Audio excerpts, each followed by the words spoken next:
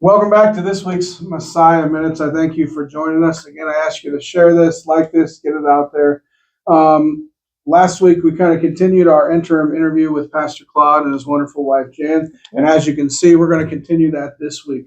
Before we get started here, let me go through some announcements, some things we have going on at the church this coming week and in the future here. We have men's Bible study tonight at 6 o'clock. And then we have Life Recovery meets tonight at the gym at 6:30. So please, if you can attend those, come on out. Tomorrow night we have youth at 6. Again, I ask that you continue to sign up for the meals. We have been having more coming, so we're hitting around the 40 mark. So please sign up, continue with that ministry, and come hang out. It's just nice to have people here that the youth can just depend on to show up. So if you guys can come volunteer for that, please do. We also have the adult midweek tomorrow at 6:30. Ed's going to continue with his season of worship series, so come out for that. On Saturday, we have a Revive Ohio outreach. It's happening at the West Liberty First Church of God, and that's from 9 to 1. You're supposed to meet at the church at 9 a.m., and then you'll go out from there to do the outreach. Also, Sunday the 12th, we have our pastor and staff appreciation lunch here at the church. After service, we ask that you bring a side dish, a dessert, maybe a salad or something. We will have a main dish provided, so please stick around after church on the 12th and hang out with us. And then on the 29th, we have our trunk or treat. From 5 to 7. We still need volunteers for that. Please sign up at the welcome desk. We need trunks for that. Please sign up for that. And please continue to bring candy to the church. We're going to need lots of candy for that night. So if you can donate just a bag or two, that would be very much appreciated. So let's get started here. I know, first off, I want to say thank you. I've heard a lot of great things about these interviews from people from the church. I've gotten text messages about it. And I know that first comes from your willingness to jump right into our church, so thank you for that. But more importantly, I think that comes from your hearts as you follow Jesus, and you have been your whole life. So I thank you for that. I thank you guys that have been watching. I encourage you to continue to support them, continue to pray for them as they're here. And I just, it's been nothing but great things that I've heard from doing this and from you guys being here. So thank you so much for that. I do owe you an apology. We had you here last week and we didn't really focus on you very much, Jan. So fine. We're going to change that a little bit. People have said we want to get to know Jan a little more. So we're going to ask you some questions this week and we'll try to make up for that. So first off, what are some things that you have done maybe to enhance your husband's ministry throughout the years? Well, we've been in ministry for over 50 years. So I have taught in children's church. I have directed daycare at one church. I have taught discipleship. I've worked in the church office. What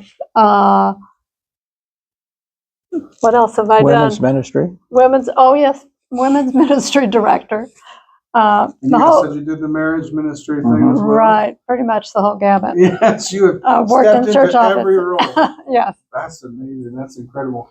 And I think that shows as you guys continue. I know you guys stood outside of service and shook hands and said hi to everybody. And I think that's been a big thing that we've had here, that they just love seeing that and that you guys are together doing that. So thank you for that. Maybe share a little bit about your testimony. We've kind of heard from Claude about his, and what about some of yours? Well, I was born and raised in rural Kansas, and my grandparents were devoted to the Lord and to the church. My parents, however, when they first married, were not going to church and were not raising their children in church. So when I went to church, I went with my grandparents. At one point when I was 12 years old, I believe, an evangelist came to visit the whole family, evangelist family, to visit my grandparents. And they had a daughter right between me and my sister's age. She's 2 years older than I am. And she got a burden for our family, knowing that we weren't attending church. We weren't dedicated to the Lord. And my grandparents' church was without a pastor. So this young lady began to pray that her father would come and pastor the church. And she prayed for about a year, and the Lord answered her prayer. And when they came to the church, soon after that, there was a revival in the church. And one by one, my family members accepted the Lord during that week. And so on a Sunday, after the revival, our whole family was baptized together. And because of that young lady's friendship and burden for our family, I spent a lot of time in the pastor's home visiting. And so the Lord started talking to me about ministry. And so as a young 14-year-old, I began to think I would like to be in ministry in the supportive role as a pastor's wife, because I greatly admired my pastor's wife. She did sing and she did play the piano, and she probably could preach too, but what I was most impressed by was her prayer life, because she would disappear every Sunday afternoon and she would be in her prayer room praying. And so that began to be a desire of my heart. And between my junior and senior year of high school, we had a tragedy in my family. My father was killed in an airplane crash. And my sister, who had gone to a technical college in Colorado, came home to be with the family. And I finished my senior year of high school, and then I did the easy thing and went to a college close by to be with the family unit. But as it turned out, my sister was absolutely miserable being back at home because all of her friends were in college. And she started talking to me about, let's go away to a Christian college. And so we prayed a little bit about it, but mostly we looked at the weather and we looked at how much college was going to cost. And we went to Gulf Coast Bible College in Houston, Texas. And that was God opening the door for my call to ministry. And I met Claude at Gulf Coast Bible College. That's incredible. That's an awesome story, just getting to hear both sides of that. So thank you for sharing that.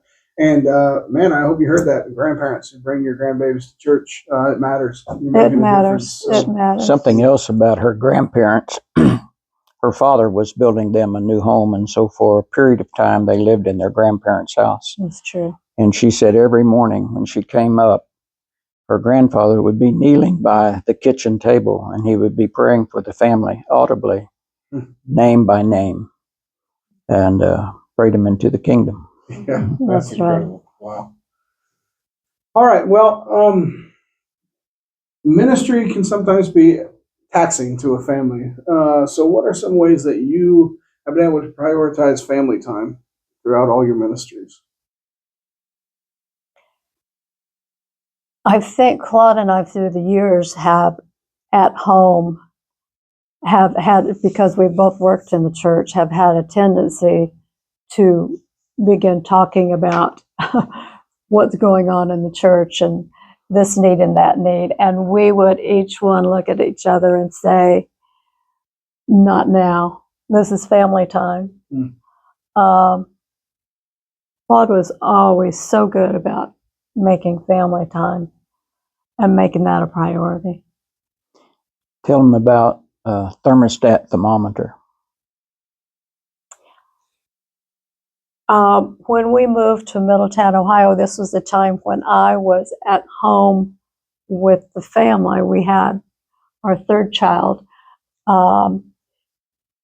Tara, and so I was not at the church, but I was anxious to hear about what was going on at the church. So he would come home and not be interested in talking about what was going on at the church. He wanted to rest.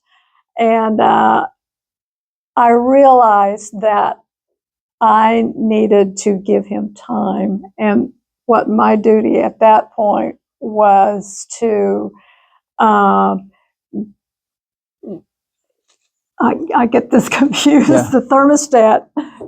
I was go ahead. The thermometer tells you the temperature of the room.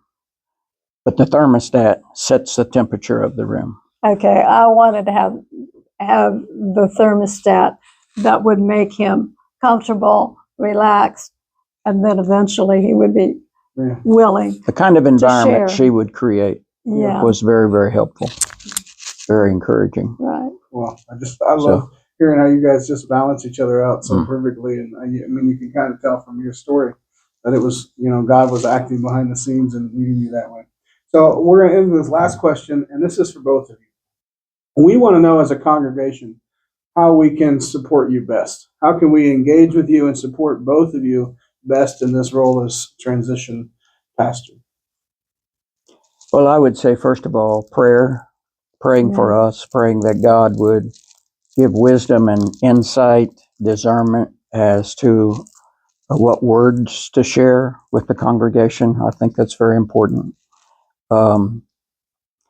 We are we feel very, very welcomed by the congregation, very warm, but we want you to know that we're also approachable and available. And if you have need to talk with us, pray with us, etc., feel free to call upon us. We'd be glad to serve in any way we can. Amen. Perfect. Again, thank you guys so much for doing this, and I know you guys have appreciated it. So again, I ask that you continue to pray for them, support them as they're here, and you can tell, man, they're servants. At their heart, they're servants. So I just thank you guys for your leadership and for your obedience to Christ. Thank you for that. Amen. Again, we love you all. We hope to see you sometime this week. Amen. Stay strong. Stay courage.